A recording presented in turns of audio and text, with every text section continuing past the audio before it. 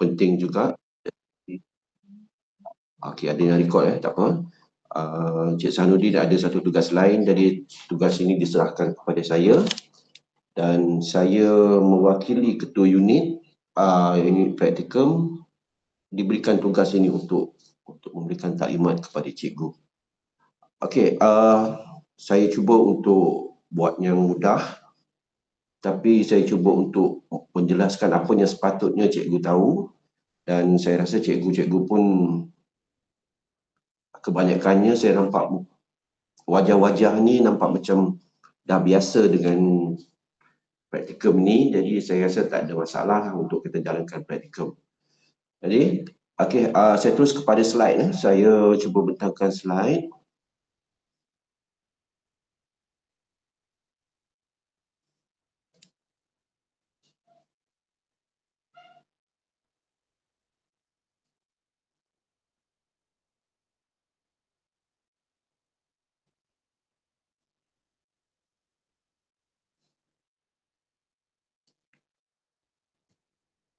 Tak ada ya.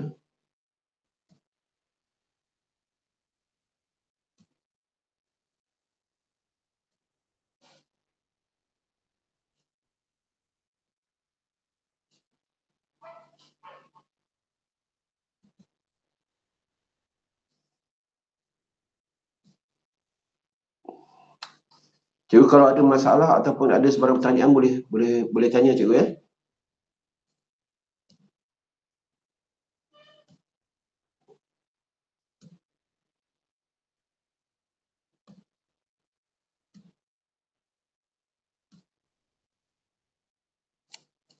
Okay, ini slide ni saya ambil daripada Puan Saidatul Nadia Samsudin, itu penolong ketua unit praktikum.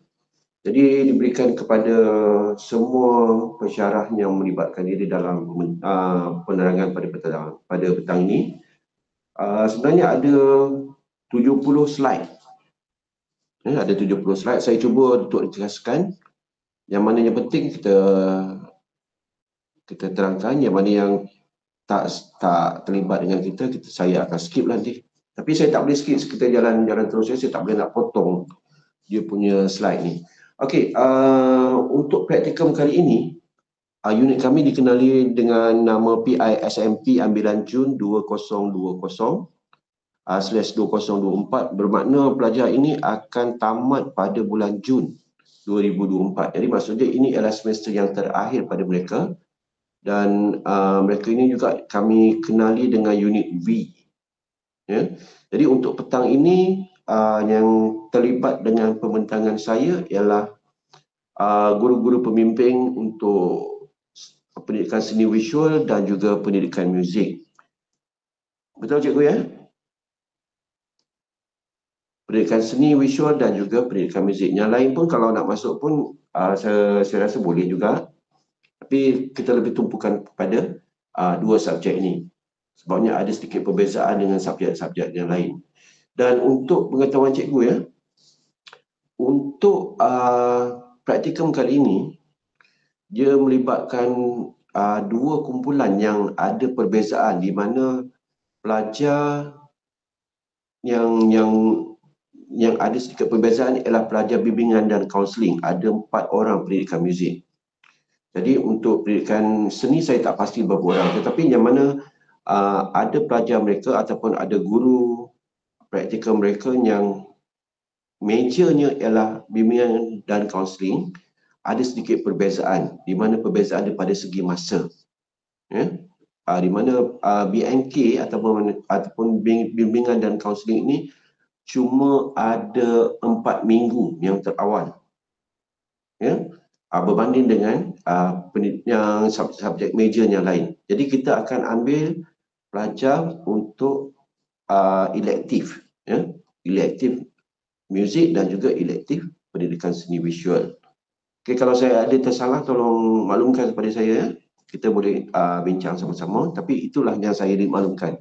Okey, kita tengok.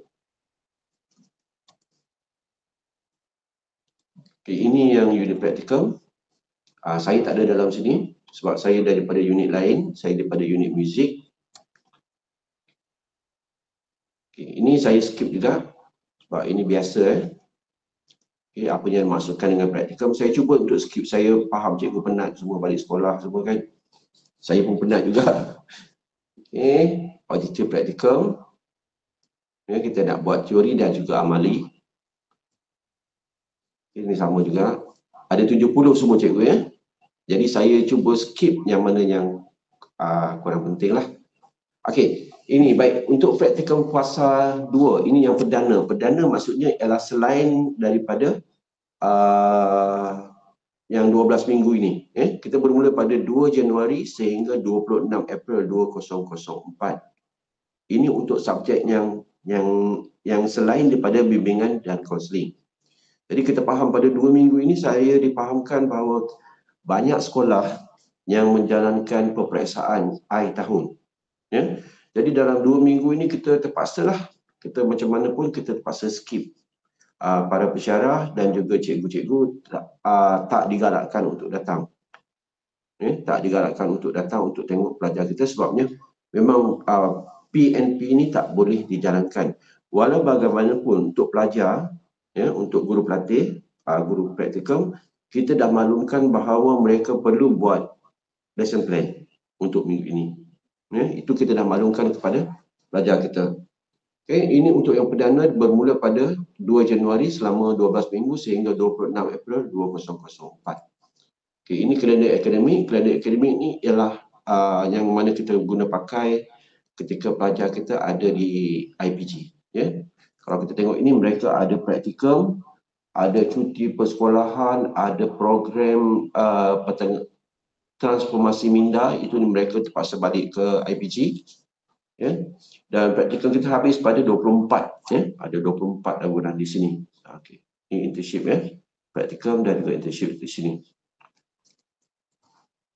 Okay, baik, ini yang fasa kedua untuk elektif bimbingan dan kaunseling, BNK yang saya sebut tadi, bahawa dia bermula pada 2 Januari, 4 minggu saja sehingga 26 Januari 2004. Jadi pelajar ini ada 4 minggu saja di cikgu di sekolah Jadi kalau cikgu ada dapat pelajar ataupun guru praktikum yang bimbingan dan kaunseling major mereka, ini bukan ada masalah, ada kesuntukan masa.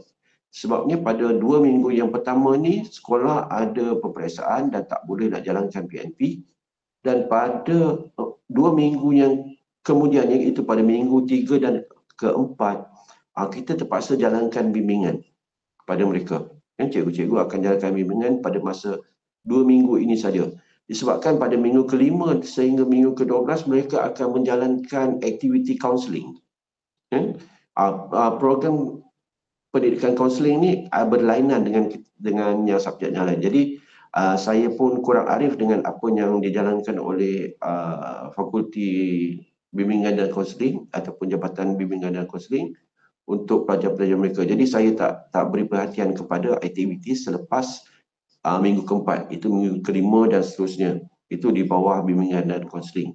Jadi untuk kita, seandainya kita ada pelajar kita yang bimbingan dan kaunseling major mereka dan elektif pendidikan muzik ataupun elektif pendidikan seni visual, pada minggu ke-3 dan ke-4 ini kita terpaksa rush. Kita terpaksa kompres untuk kita dapatkan data-data, kita punya markah, kita punya bimbingan dan sebagainya dalam masa 2 minggu saja.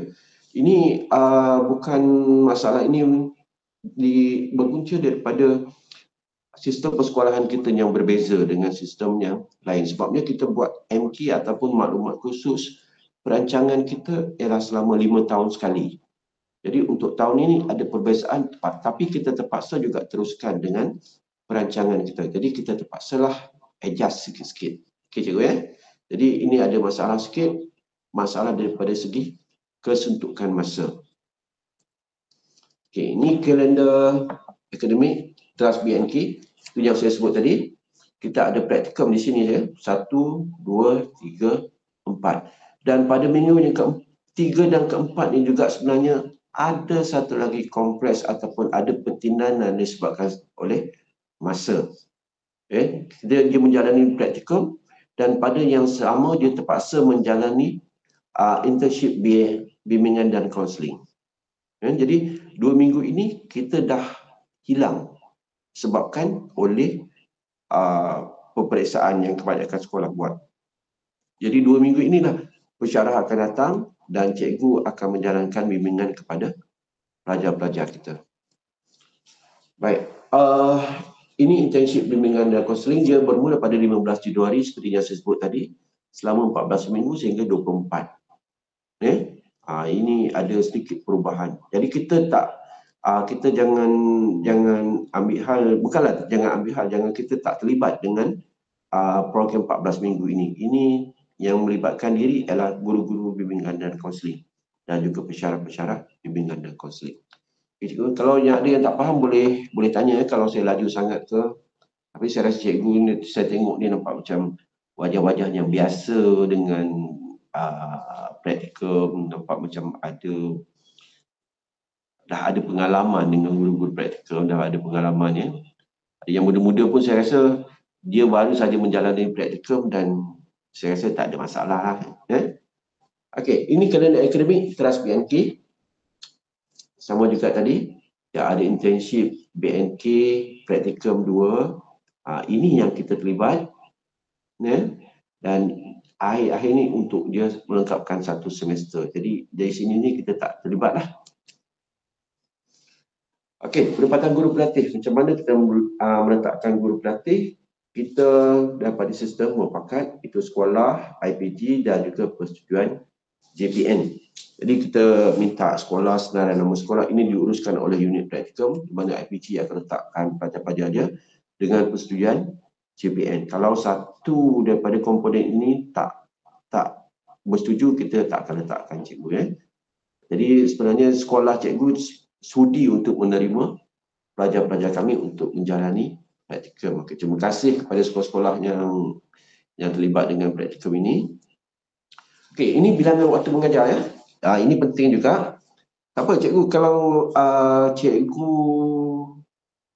kurang faham dengan apa yang saya terangkan ini, nanti boleh WhatsApp saya, nanti saya bagikan nombor WhatsApp saya dan cikgu boleh dapatkanlah fail pembentangan yang saya jalankan ni, saya boleh bagi kepada cikgu. Supaya cikgu boleh rujuk. Contohnya bilangan waktu ni cikgu terlupa ke nanti apa ke kan. Cikgu tak pasti, boleh rujuk kepada apa yang akan saya bagi ni. Boleh WhatsApp saya nanti. Nanti hujung-hujung nanti ingatkan saya untuk berikan nombor telefon saya pada cikgu.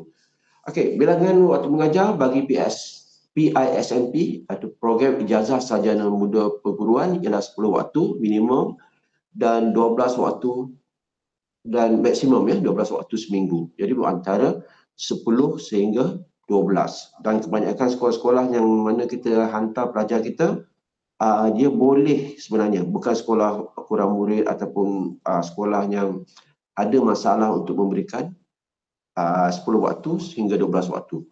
Jadi saya rasa perkara ini boleh diatasi bukan telah pun diatasi, di mana kalau sekolah tersebut sekolah kurang murid, kita tak akan hantar pelajar-pelajar kita ke sekolah cikgu. Okey, bidang teras 6 hingga 10 waktu, elektif 2 hingga 4 waktu. Jadi elektif kita ialah pendidikan muzik dan juga pendidikan seni visual antara 2 hingga 4 waktu seminggu. Okey cikgu Pelajar wajib mengajar kursus bidang teras dan 1 kursus elektif teras. Maksudnya kalau macam pelajar-pelajar kita ni dah kita tentukan elektif terasnya. Dan apa yang melibatkan diri dalam kita punya ini ialah pendidikan seni visual ataupun pendidikan muzik. Atau cikgu dia tak boleh ambil dua-dua. Dia kena ambil satu saja. Sama ada pendidikan muzik ataupun pendidikan seni visual. Pengajaran berpasangan perlu dijalankan sekurang-kurangnya 2 kali.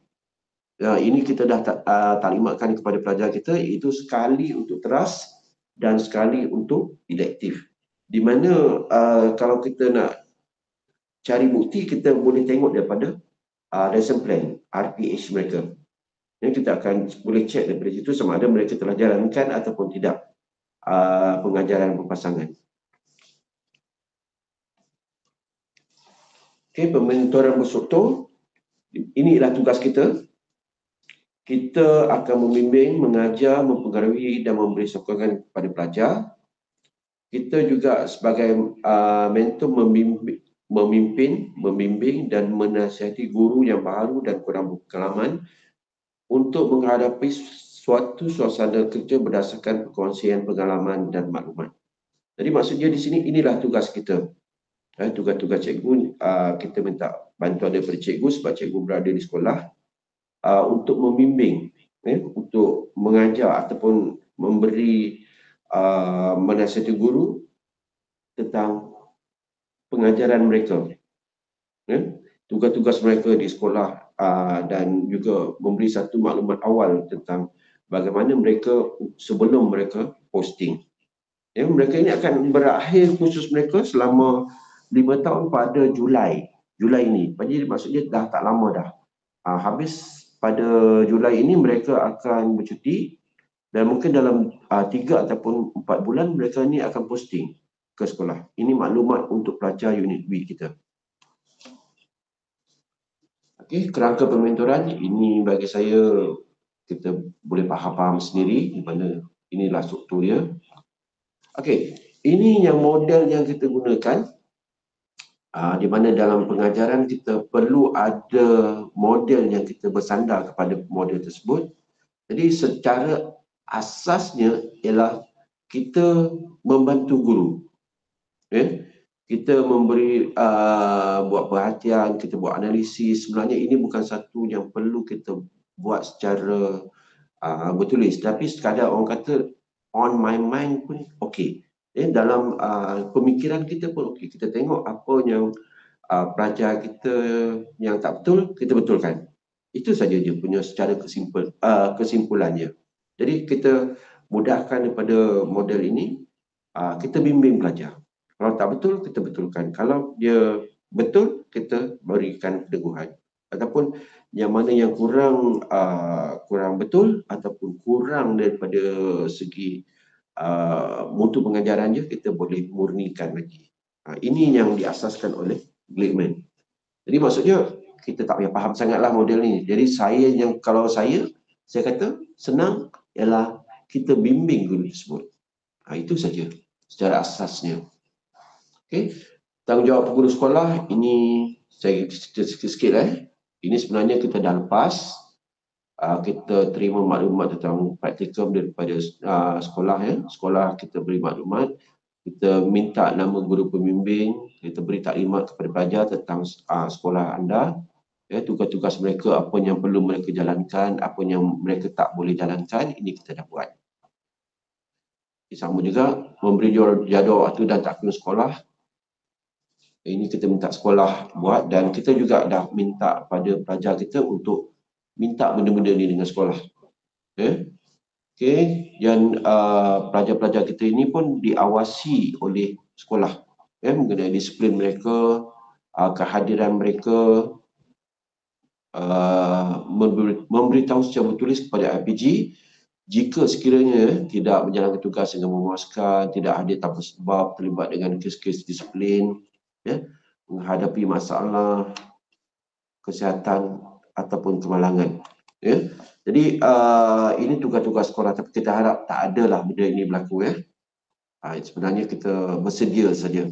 Jadi maksudnya kalau ada pelajar yang tidak hadir, tolong maklumatkan kepada pihak IPG. Terlibat dengan kes-kes disiplin ataupun menghadapi masalah kemalangan kesihatan. Tapi sebenarnya perkara-perkara ini pun juga kita akan dapat tahu, pihak IPG juga akan dapat tahu berdasarkan daripada maklumat daripada kawan-kawan mereka. Jadi kita bersedia saja benda ini. Harap-harap tak adalah.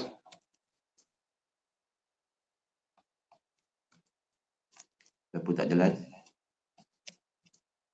Okey, menyemak dan mengesahkan rancangan pengajaran harian. Ini pihak pengurusan sekolah.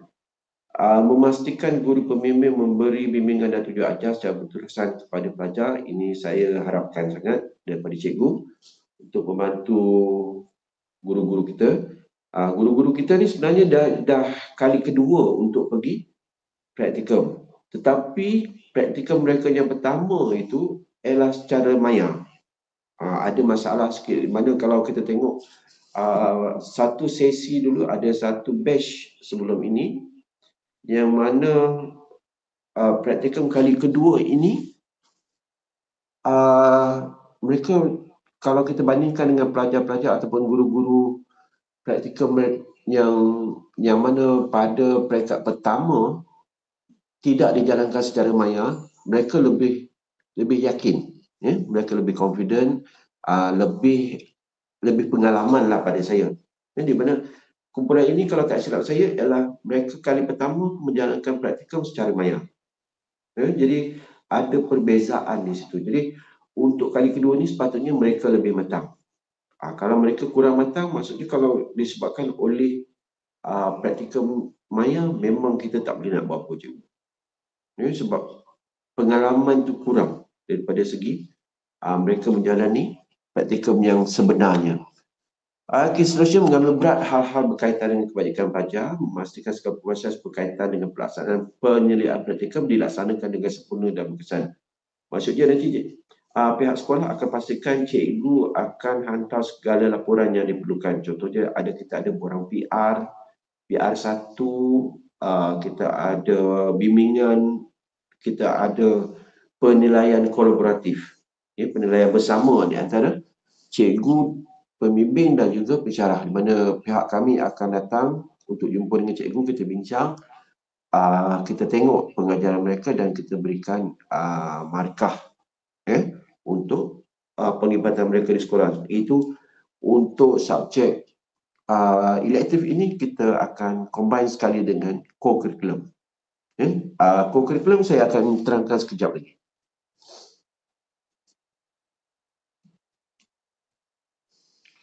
Dua lagi, memastikan pelajar yang dilibatkan sebagai pembantu guru penasihat dalam komponen co-curriculum. Ini pelajar kita ni juga perlu ada co-curriculum.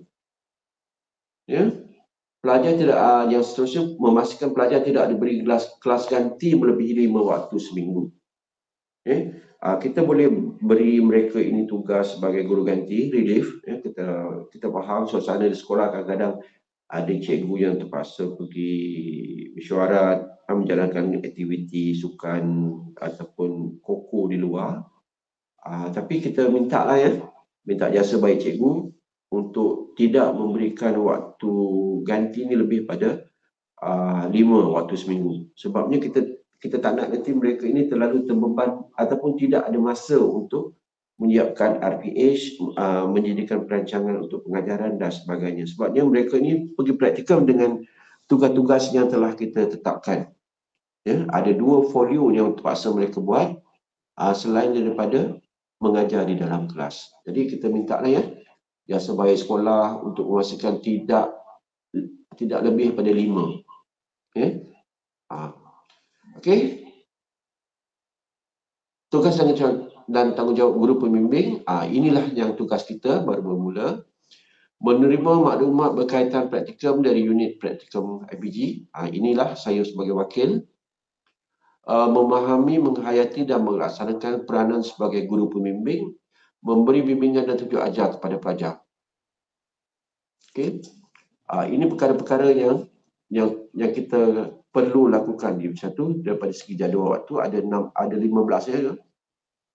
Inilah perkara-perkara yang kita nak tengok.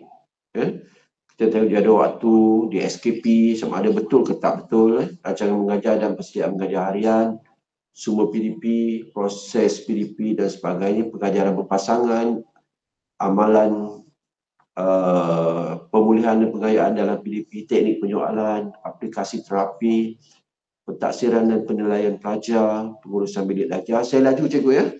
Nanti cikgu boleh WhatsApp saya untuk dapatkan yang ini. Pengurusan tingkah laku, penilaian kendiri, pengelolaan, perancangan, pelaksanaan dan juga penilaian co-curriculum, hal-hal lain yang berkaitan. Okey.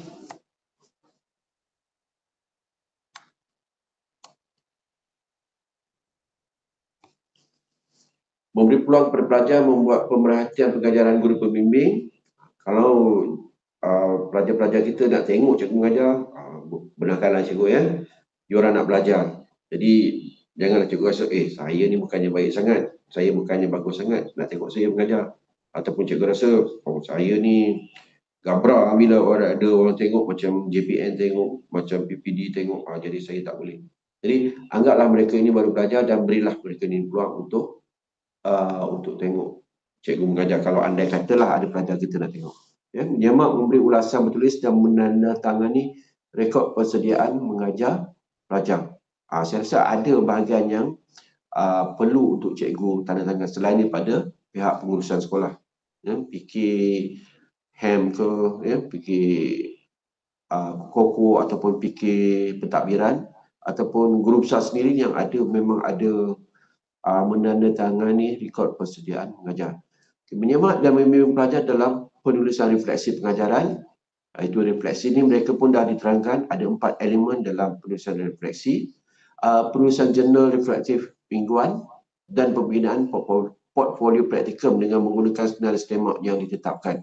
Jadi pelajar-pelajar kita ni, kita semua dah bagi dah, ya, senarai STEMAK apa yang perlu mereka buat. Dan borang-borang ini pun sebenarnya kita dah sediakan untuk mereka, cuma mereka perlu mengisi ataupun mereka perlu mendapatkan data. Jadi cikgu, contohnya macam plan sekolah, ya, maklumat sekolah, maklumat AJK, pengurusan sekolah dan sebagainya. Jadi inilah tanggungjawab kita untuk kita pastikan mereka ada benda-benda ni. Dan ikut senarai STEMAK saja. Susunan semua kita dah sediakan. Menilai pengajaran dan juga menyimpan rekod dan dokumen bimbingan yang kemas kini. Ini dah tugas-tugas kita. Memaklumkan kepada pengurus sekolah mengenai perkembangan pelajar dari masa ke semasa. Ini bukan laporan bertulis, ya. Kita sembang-sembang pun boleh.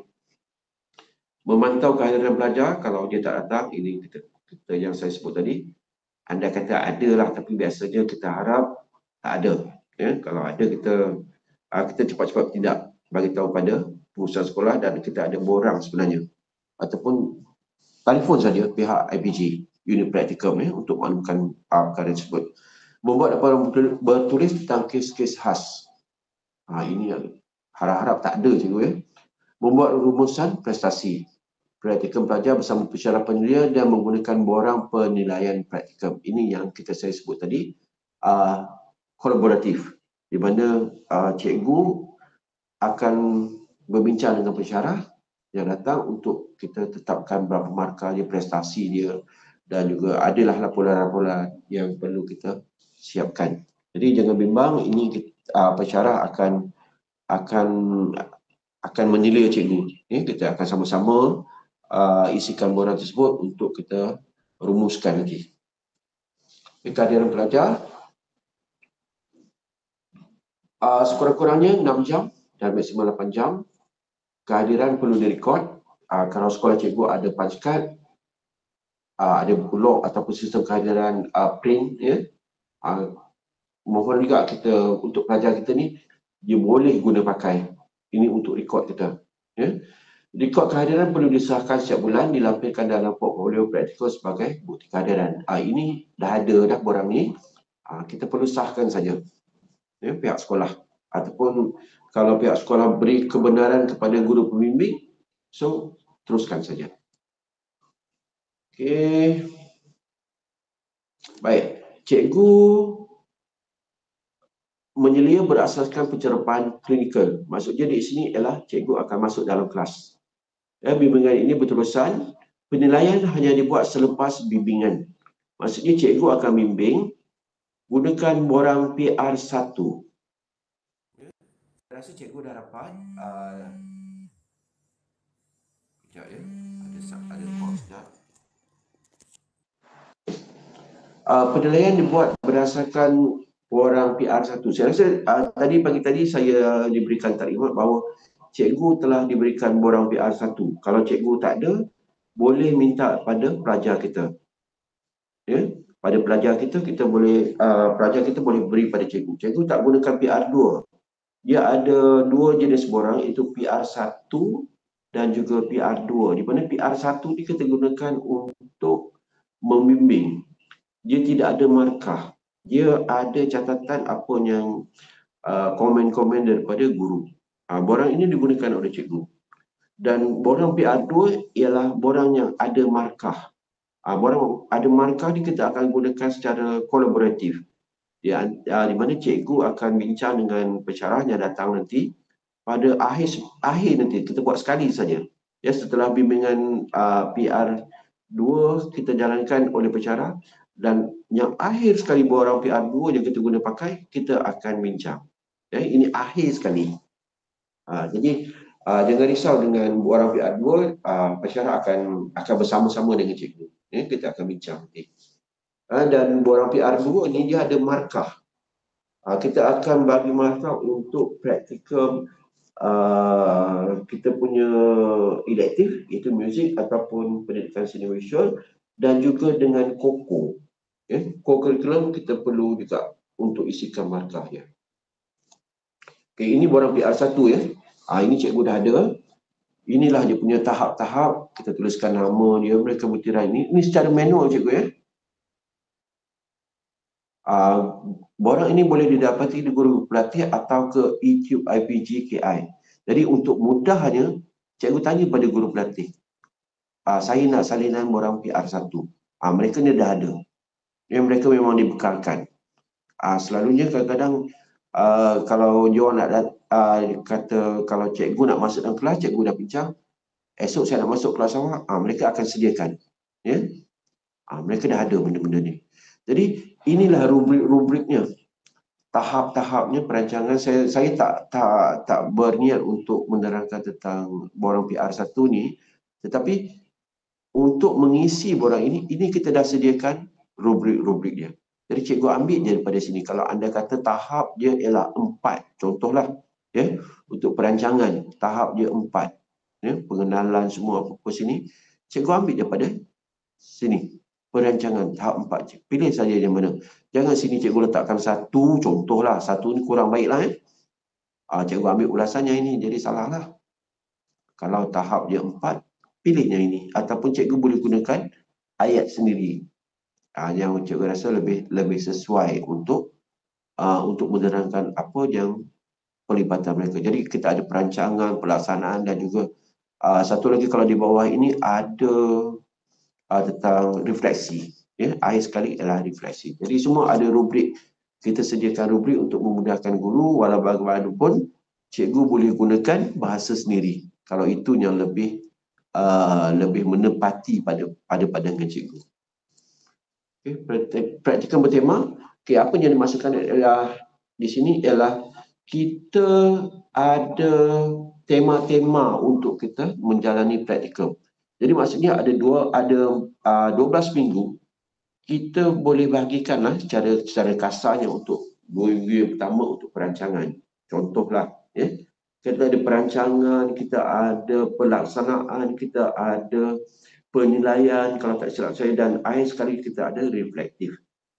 Ya. Jadi untuk yang pertama ni kita mulakan dengan perancangan. Ya.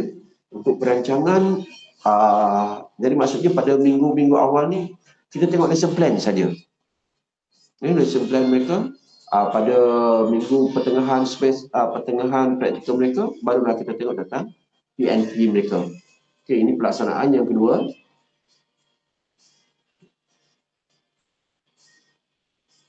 Ini amalan pedagogi masa kini, mahiran insaniah. Ini dalam tu ini yang refleksi tadi. Ini pada akhir nanti kita bolehlah buat untuk refleksi. Itu yang bermaksud kita punya bimbingan bertema.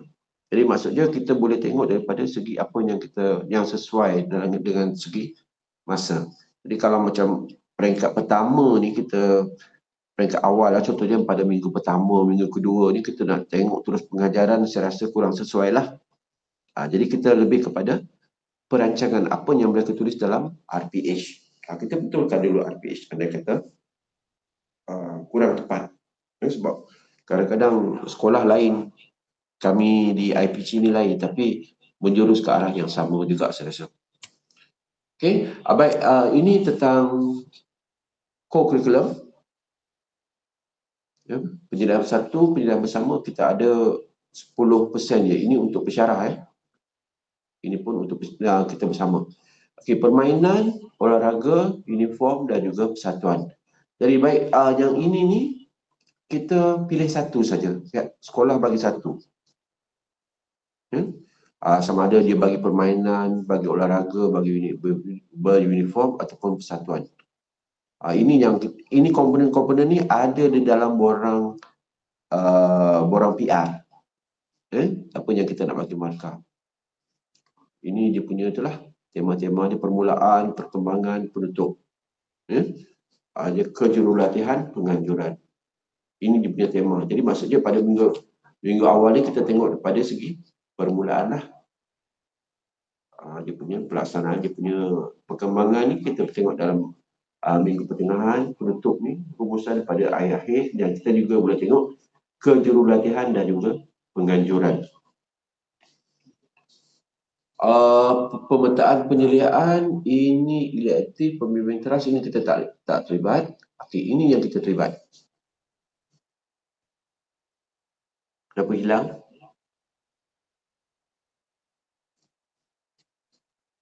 Okey, ini yang hilang ke saya punya tu presentation, cikgu?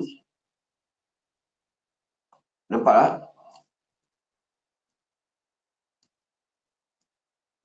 Sudah hilang ke? Cikgu nampak tak saya punya presentation?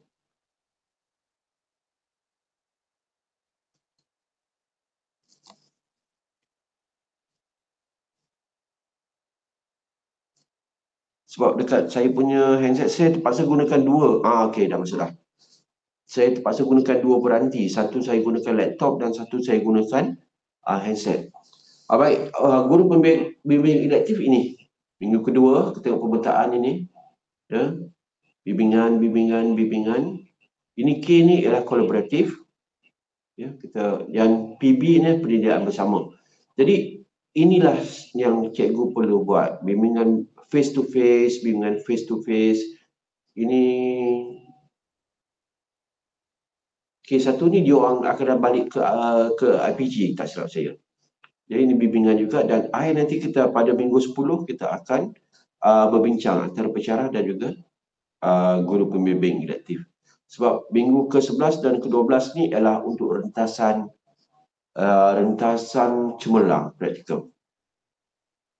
Jadi penilaian bersama ni kita perlu dapatkan markah. Kalau anda kata pelajar kita ni boleh kita calonkan untuk cemerlang, pihak IPG akan membuat satu rentasan pada minggu 11 dan 12. Jadi anda katalah pada minggu kedua ni ada masalah, ada masalah, contohnya peperiksaan pada yang dijalankan ini, kita bolehlah ganjak sikit-sikit sini, ya.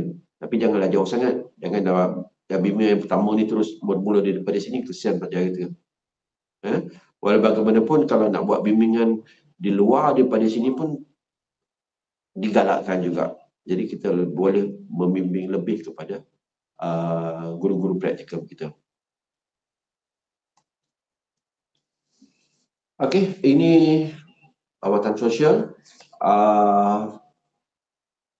Untuk pensyarah, ini tak terlibat. Yang mana kita untuk bimbingan face to face, bimbingan elektif kita ada tiga kali untuk cikgu face to face, dan jumlah dia 3, iaitu satu penyelidikan kolaboratif, satu subjek dan juga satu co-curriculum. Ini yang sebelum tadi tu. Yang penilaian bersamanya ini. Ini dia, kita cantumkan dua. Satu pembelajaran, satu subjek elektif dan juga satu co-curriculum. Ini guru pembimbing teras, kita tak terlibat, kita terlibat dengan elektif saja. Okey. Ini pun kita tak terlibat. Lawatan sosial pun tidak terlibat, di mana kami pensyarah untuk elektif tak terlibat. Yang pergi cuma penyelia teras saja. Jadi nanti meja akan pergi ke sekolah untuk lawatan sosial.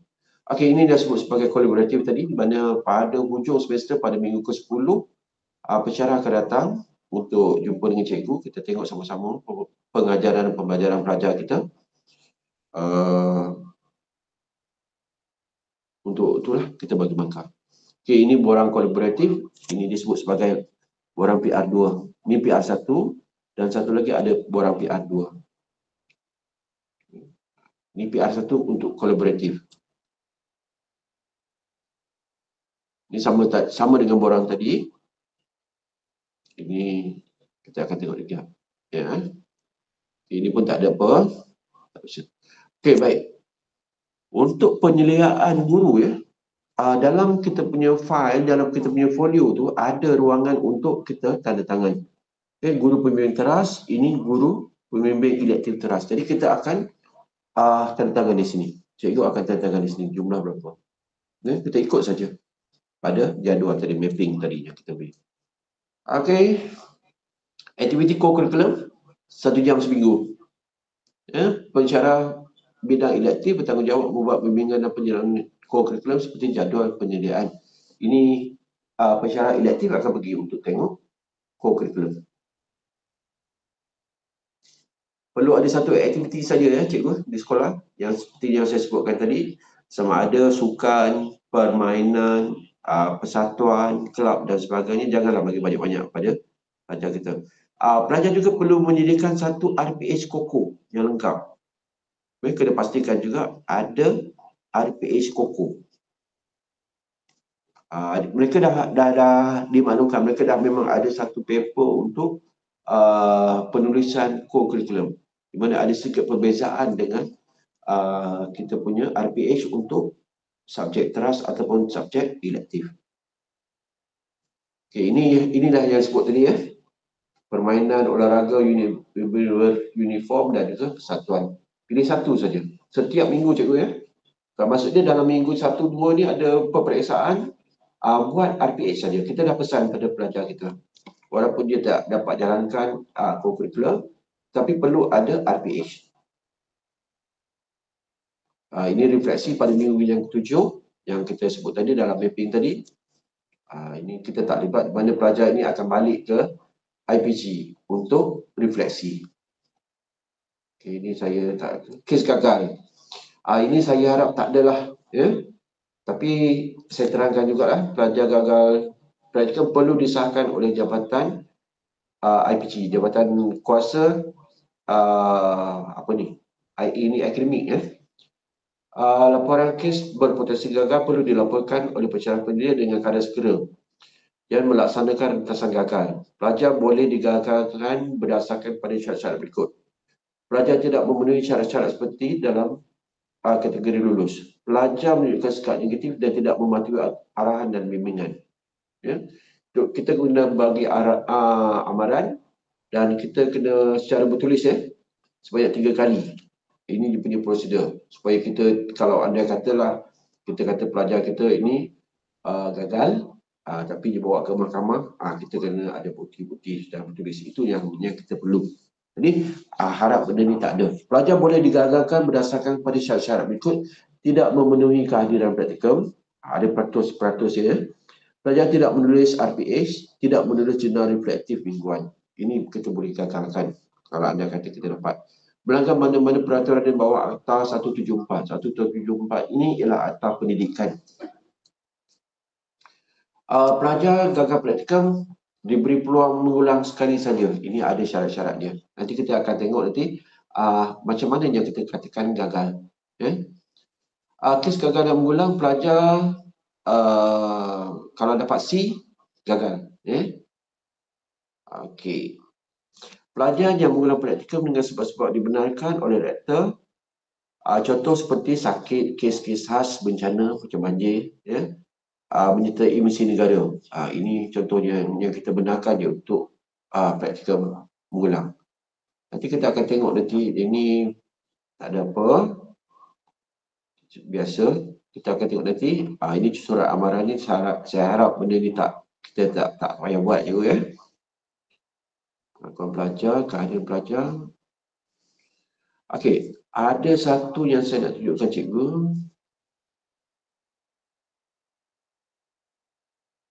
Okey, ini. Tindakan bagi kes kehadiran kurang daripada 100% dengan kebenaran. 90% ke atas kehadirannya jawatankuasa akademik ni akan menentukan sama ada pelajar ni perlu melengkapkan kehadiran. Maksudnya kalau macam dia buat 12 minggu, kalau dia tak hadir seminggu, kita akan tambah ekstra lagi untuk waktu dia, untuk dia pergi ke sekolah. 70 ke 89.9 pelajar wajib melengkapkan kehadiran. Yang pertama tadi, ini terpulang pada kita. Sama ada kita nak suruh dia lengkapkan ataupun kita terima alasan dia kenapa dia tak boleh datang ke sekolah. Maksud dia tak perlu untuk ulang tambah praktikum. Yang kedua ini, perlu tambah untuk cukupkan. Yang ketiga, kurang daripada 70% pelajar wajib mengulang keseluruhan praktikum ni. Jadi maksudnya kita tak terlibat lah dengan benda-benda tadi, cuma untuk kita tahu saja.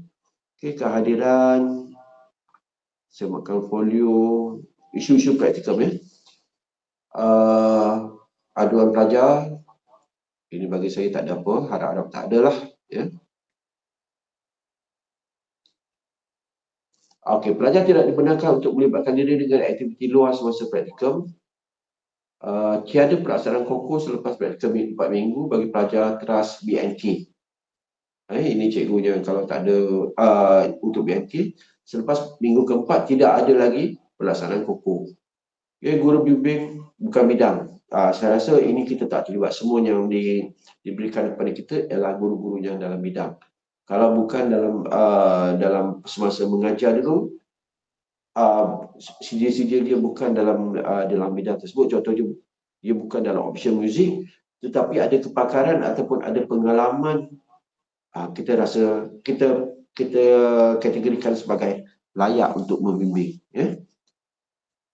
Okey, saya rasa itu saja yang berdasarkan daripada yang inilah apa PowerPoint yang saya terima. Okey, ada saja soalan?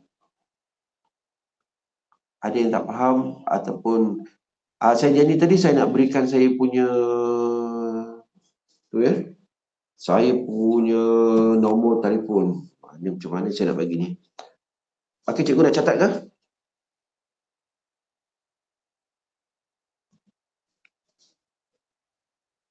Laptop saya ni lambat sikit. Nanti saya tuliskan saya punya nombor telefon.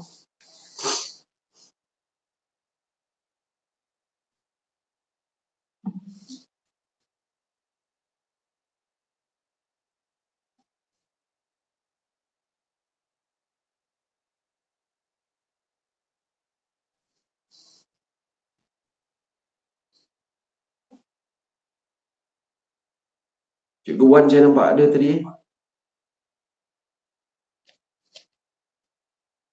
Tengok laptop saya lambat juga. Saya dah penuh sangat dalam ni. Saya ada. Okey, terima kasih Cikgu Wan.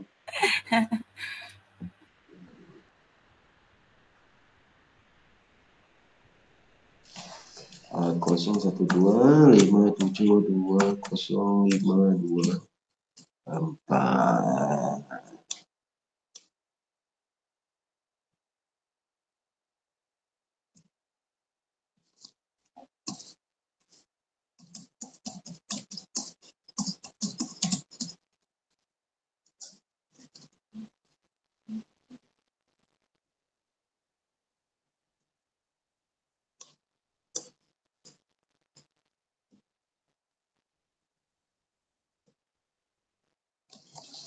Okay, jom ini nombor telefon saya.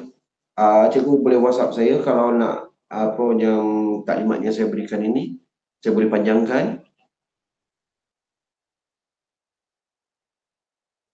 Untuk pendidikan seni dan juga untuk pendidikan kat 1 jam juga cikgu ya. 50 minit. Saya kan nak buat dalam setengah jam je.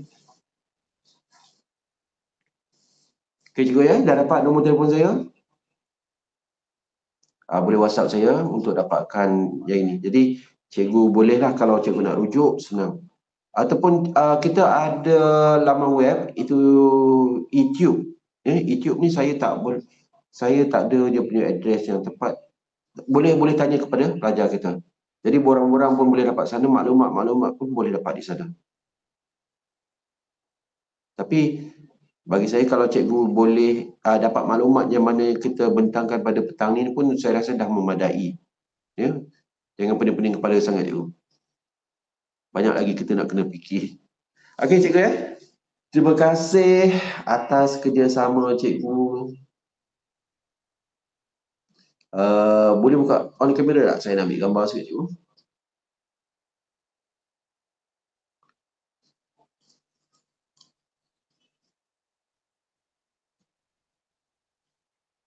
Mana dah?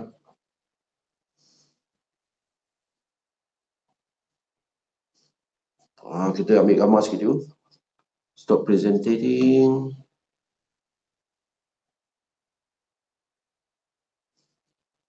Mana dah saya punya sekejap je.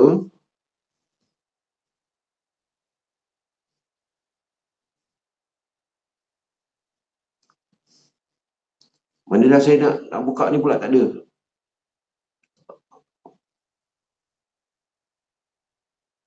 Mana saya nak buka saya punya kamera?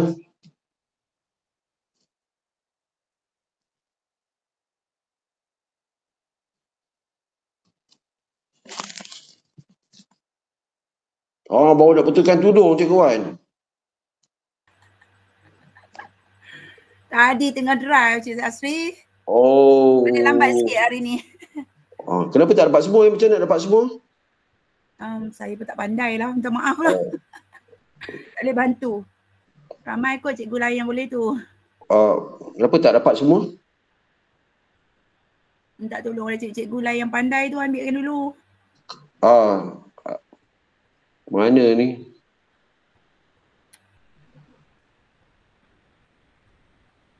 Kenapa tak dapat semua?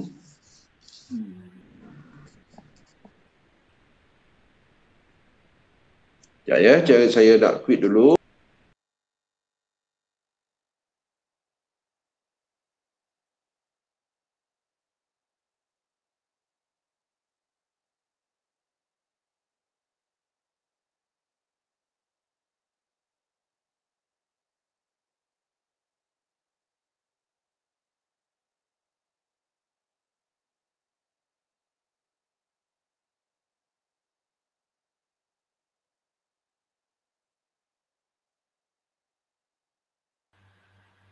Dapat tak, Doktor?